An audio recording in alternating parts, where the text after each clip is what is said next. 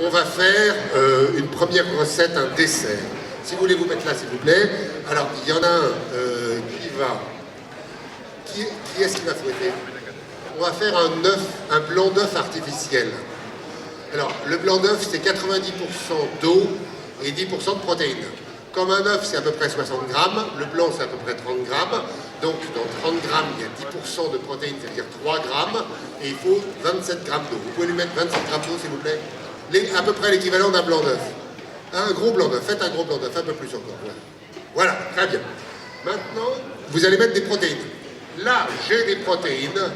Alors, elles pourraient venir des végétaux, elles pourraient venir des œufs, elles pourraient venir des viandes, elles pourraient venir ce qu'on veut. Celle-là, je ne sais plus. Mais je m'en fiche, c'est des protéines. Et alors, vous allez lui mettre à peu près l'équivalent d'une cuillerée à soupe. Allez, un peu plus, encore un peu, encore un peu, encore un peu, encore un peu, encore un peu. Stop! Bravo! Vous gardez ça, on va voir pour tout à l'heure. Et alors maintenant, vous fouettez le blanc neige. Donc, vous voyez qu'on n'a pas transporté d'eau. L'eau était sur la place dans la marque d'eau. Ça mousse? Ça mousse. Comme un blanc en neige? Très bien.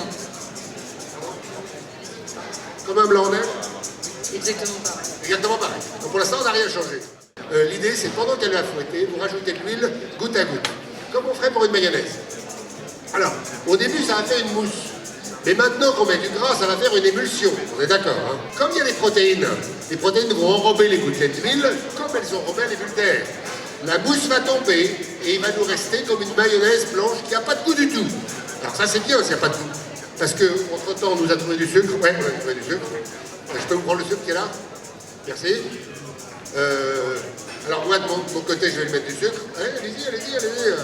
Parce que le sucre, il va aller se mettre dans l'eau, puisqu'il y avait de l'eau. Hein. Ça, il faudra... Pas trop vite, pas trop vite, pas très vite. Maintenant, il faut le serrer, comme ils disent. Allez-y, serrez, serrez, serrez. Ah ben voilà, c'est pas mal. On l'a. Alors, il nous faudrait 2 verres transparents, s'il vous plaît. En voilà un.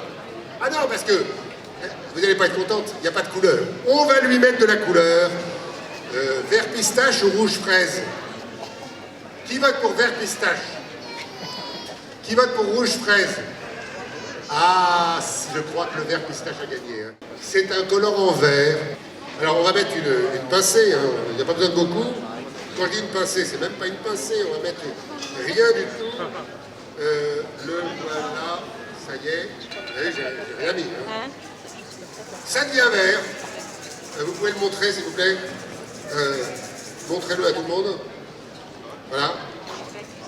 Alors maintenant, dans un plat, il y a mon ami Emilium qui est un chef 3 étoiles qui me dit c'est la règle, il faut une partie de violence, 3 parties de force et 9 parties de douceur. La douceur, on a du gras et du sucre. La violence et la force, on l'a pas. Donc il nous faudrait de la... Commençons par la violence. Alors, est-ce que... Ah, acidité, acidité, acidité, acidité. J'ai peut-être ça pour vous. De l'acide citrique. Ah oui, ça va être bon parce que ça va faire comme du citron, voilà. Alors, pas trop d'acide citrique. Voilà, on va dire que ça va. Ah oui, j'ai pas besoin d'amener les citrons. Hein. Bon, alors maintenant, il vous manque les odeurs. Qu'est-ce qu'on décide de mettre comme odeur? Bah tiens, on est plutôt parti côté dessert. Est-ce qu'on fait noix de coco? Donc ça va faire une sorte de soufflé qui va être stable, qui sera vert, sucré, un peu citronné, avec un goût d'ananas. Et donc ça va prendre 15 secondes au four à micro-ondes, donc je vous le confie, et on applaudit ces jeunes qui ont réussi à faire un plat de cuisine de note. Vous voyez que c'est pas difficile, hein? C'est un truc merveilleux. Donner à manger quand c'est quelqu'un qui le tient, c'est insupportable. Ouais, c'est bizarre, hein, c'est bizarre. Ah, surtout quand ça fait moi, surtout quand ça fait moi. Allez, je vous le confie. Voilà. Non, mais il en reste, on fera passer le... Est-ce que c'est assez sucré? Est-ce que c'est assez citronné? Est-ce que c'est assez... un peu acide? Ah bah c'est sa faute, hein, ouais. Bah, on va remettre du sucre, alors. Ah bah, et pour vous, c'est assez acide ou c'est pas assez acide? Alors, vous voyez, un soufflé, on dit que c'est difficile de faire un soufflé. Ça nous a pris quoi? 15 secondes? Ah, je vois pas la difficulté, moi.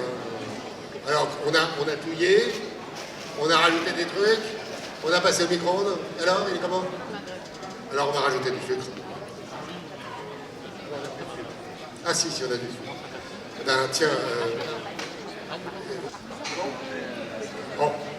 Alors après, c'est pas un plat, hein, c'est pas de la cuisine qu'on a fait, c'est un début. Je ne suis pas en train de dire que la cuisine note à note va remplacer la galette bretonne. Je suis en train de dire que le jour où on a Bach, Jean-Sébastien Bach toute la journée, on en aura la casquette. Le jour où on a Mozart et Bach, on a plus de choix. Le jour où on a Bach, Mozart et Debussy, c'est encore mieux. Et bien donc, moi, ce que je propose, c'est qu'on ait la cuisine traditionnelle, et la cuisine moléculaire, et la cuisine note à note. Il n'y a pas de raison de choisir.